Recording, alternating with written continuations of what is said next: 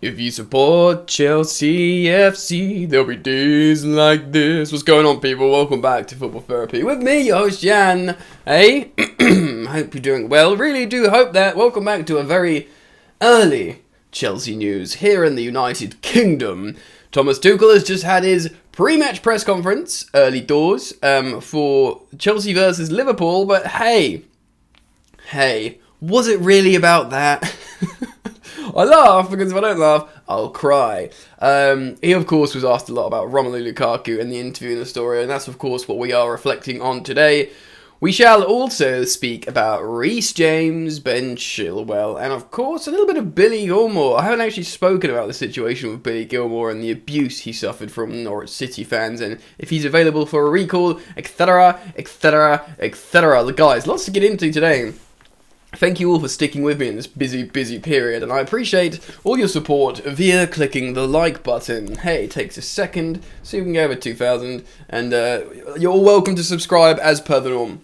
Custom. Me inviting you to subscribe, you hit the bell notifications icon, and we will move forwards happily together as content creator and viewers holding hands, walking over the hill. Anyway, Thomas Tuchel spoke to the press, and he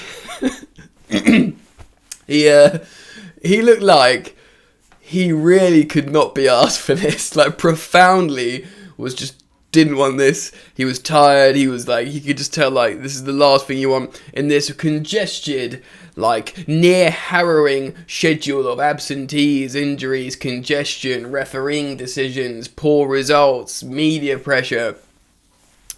Absolute crapstorm. Of Romelu Lukaku's story breaks. Now, if you don't know about this story, I suggest you watch my previous two videos in chronological order, so you have my natural reaction to the Fabrizio Romano quote, and then perhaps more tempered reaction to the full story and context. Just to catch you up, Lukaku did an interview with Sky Sports Italy, presumably to try and soothe the history with Inter fans, and he's wanted to apologise to them. Said he loves Inter, he hopes to go back one day while he's still playing well, which kind of is the most worrying part for me. He's going to be 29 in a few months, and he's already talking about returning while he's still not old. Do you know what I mean? Again, perhaps taken out of context, we'll go into Thomas Tuchel's comments in a moment. And he said he's not happy at the situation at Chelsea. We later learned, again between my first and second video, that the interview itself was done 3 weeks ago. And we can assume, and certainly there's been some reporting, that he had a sit down with Tuchel since in terms of how he wants to be utilised. So in terms of him not being happy at Chelsea, you could say that changed in the meantime before the interview came out. And of course, in the last two games, he's won 2 Man of the Match awards. So in terms of, he scored in both those games and won a penalty. He's played well, basically. So there's that. Context is required, and we have wrapped the story in context before we move forward. So Thomas Tuchel, did this pre-match press conference.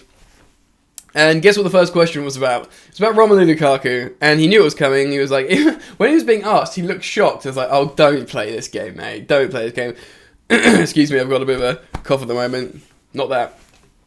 I'm really pleased with how he navigated it. I think he was really stressed out after that last loss, and the post-match interview, he just wanted to sort of talk about refereeing decisions and the injuries and stuff. And yes, they were all happening, but that's all he wanted to talk about.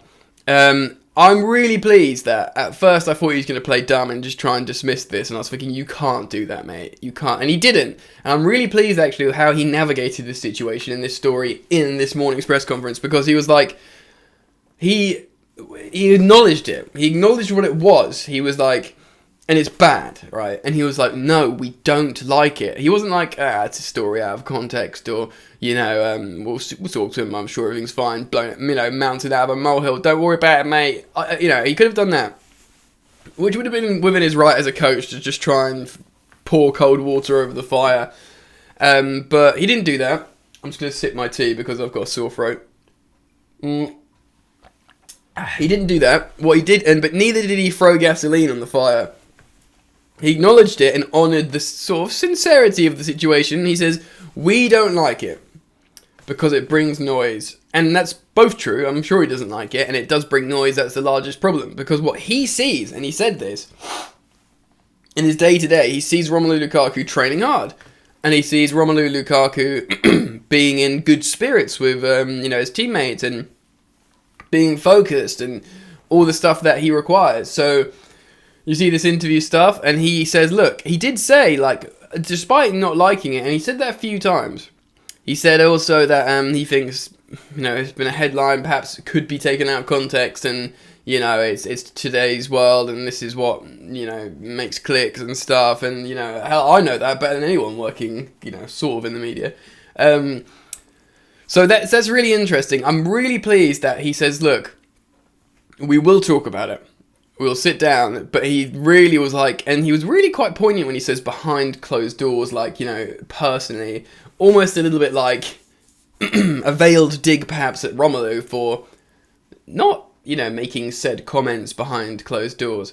Romelu, he could have done that interview, have the same effect of what he wanted to do, desired effect, without making damage. He could have said, how you doing? Yeah, I'm good. I've been having an injury. It's been a tough first season back at Chelsea, but I'm feeling really promising about it. I feel quite positive about it, and I see myself getting back in the team more after I come back from injury, and that's what we're hoping for, and that's obviously the target, to be the main man for Chelsea and score loads of goals. Boom! But then he could have been like, well, when it comes to Inter, this was such an important part of my life, and I'm saddened in how it ended, and I don't want to ruin what we did together. We won the league for the first time in the 10 years. That's special for us and the fans, and who knows, one day when if I get the opportunity to return to Inter, I won't be opposed to that. If they'd want me back, I'd love to be part of that, great club again. That's it, not like, well, I'm still in my prime, I want to come back. Fine margins can create a whole world different of context. So to wrap up what Tuchel said on Lukaku, he was like, yeah, we don't like it, we're going to sit with him behind closed doors, talk to him about it, and also he also said you don't need a perfect harmony in a dressing room for it to play well. That was interesting, but I think generally what he said is, what he sees from Lukaku is like, no one's thought he's unhappy, basically. So with that, you can imagine in the interview of Sky Italy, he was just saying, I'm not happy with the situation, how I'm not in a position where I'm playing more or something. Whatever. Hopefully this will be something we can move past quickly, and Tuchel will sit down with Lukaku and be like, mate, that is not good. Because they were asked, like, are you going to fine him? Are you going to do, like, disciplinary stuff with him? And he was like, well, I'm not going to talk to you about this. So, that's the kind of thing players do get, do get fined for. Genuinely. So, we'll have to see. I really do like the way Thomas Tuchel dealt with it. He was like, yeah, it's not good, it's noise, we don't like it, but to be honest, mate, doesn't seem like there's a problem at the moment. We'll talk to him, see if there's a problem, and we'll move on, whatever. Do you know what I mean? So I'm quite pleased with how he navigated it. And really, it's still got a huge impact. With a lot of fans are still very, very unhappy with Romelu Lukaku.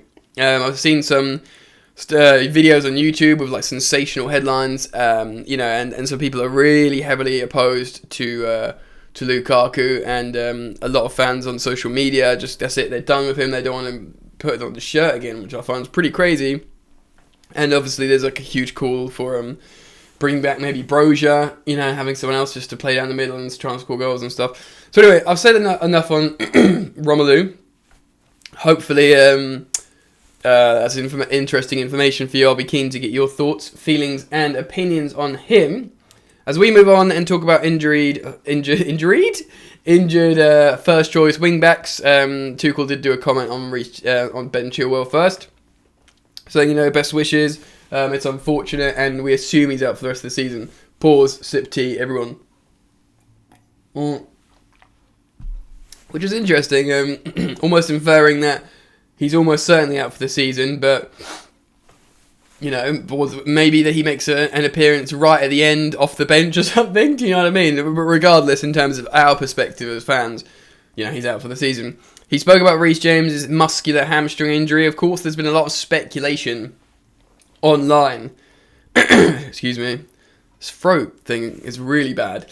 That he could be out for 3 months plus if it's a grade 3 tear. Now, I'm not a sort of physiotherapist or muscular doctor. But that's what people are saying, because of course he left on crutches. It's looked pretty bad when he got injured. Personally, like, some people are saying he could be out for the rest of the season. He's going to have a scan this afternoon. They wait a couple of days later because apparently the scans are much more clear if you give it 2 or 3 days or something. So then you can have like a proper clear idea from the images of what's wrong. But, best case scenario, in my opinion, 6 weeks. Worst case scenario, in my opinion, the season. So that's probably it's pretty broad, a broad window there. We can just hope and pray that he is back later in the season, but this just not change the fact how we need to make moves in the transfer market, which opens tomorrow. Not at all. And I will, of course, report on all transfer stories here on Football Therapy, so keep it locked here on Chelsea News, and make sure the bell notifications icon is turned on for that. So I do want to end by talking about Billy Gilmour. Of course, this is a story that I'm yet to comment on. He received pretty abhorrent abuse from the Norwich fans. Remember, this is like a 20-year-old loanee, and this is just not some random kid they got. He's got that record where he got man of the match on his full Premier League debut, full FA Cup debut, full Champions League debut, full Scotland international debut. He won man of the match, and he won a bunch of man of the matches in between. Frank Lampard, he used to say Jody Morris after games, Billy's the best player on the pitch again. Jody Morris has been quoted saying that recently. Sensational footballer, Billy Gilmour. Had Fabinho on toast in the cup, and who's a great player himself, of course. So this is not some random kid that we just sent to Norwich. He seemed almost far too high profile in himself to go to Norwich. People were thinking this kid could go on loan to like a top 8 club easy.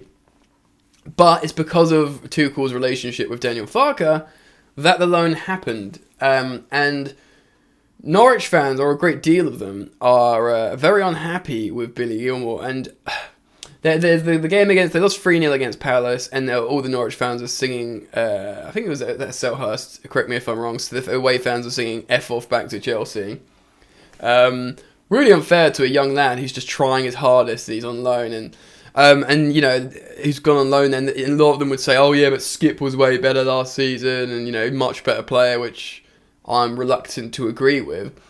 But I was reading all sorts online, and journalists talking about like how players will be reluctant, clubs will be reluctant to send their young, promising players there with that fan behaviour towards the loanees. And he's a kid as well. He's not like some 26-year-old or 28-year-old who's a bit of a has-been. He's got on loan. He's reluctant to run. It's Billy Gilmour. He's trying really hard. He's well respected, and he's a really talented young man. And they're giving him that kind of abuse, which is really, really abhorrent. I know there's some problems with the fans at the moment with like some racial abuse and stuff like that I was reading, which is sad to see.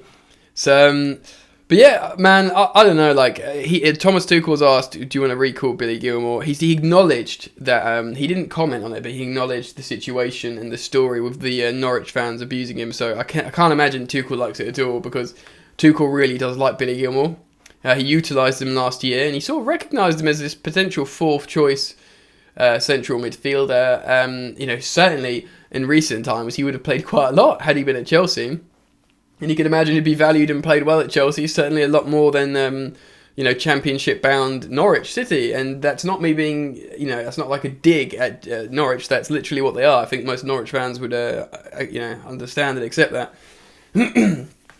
So he didn't comment whether he would. He said he hasn't thought about the recall yet. A lot of us have read online that he and Conor Gallagher have played X amount of games, so they can't be formally recalled. But maybe if Tuchel and someone from Chelsea representatives called up someone at Norwich and said, "Look, mate, he's getting abused. This is not good for the lad. We want our player back." Maybe in those circumstances, Norwich would be like, "Okay, well, this is clearly an unhealthy situation. Our fan base is abusing him. He's not going to play well. Might as well let's send him back and not pay his wages." Do you know what I mean? Maybe something like that, rather than a formal recall. I don't think we're going to get Brozier back. I think he's having a good time at Southampton and it's doing him good. But other than that, we will have to make moves in the January transfer window, ladies and gentlemen, boys and girls, football fans and Chelsea fans, etc. So I'm pleased with how Thomas Tuchel dealt with the Romelu Lukaku situation. I don't feel like it's completely over, but I feel like the situation's been doused appropriately. We have to prepare for the worst for Reece James' injury. A few months, I guess. Hope for better, but ultimately we'll have to make a lot of moves in the transfer window, and I will report on all transfer, or certainly I will react and report to transfer stories here on Football Therapy Friends. Alright, guys, thank you for joining me this morning's video. It's quite a long one. Please do show your support via clicking the like, subscribing, sharing, all that lovely stuff. The interactions that help me out as a content creator. Thank you for joining me. I look forward to seeing you in the next video. Peace.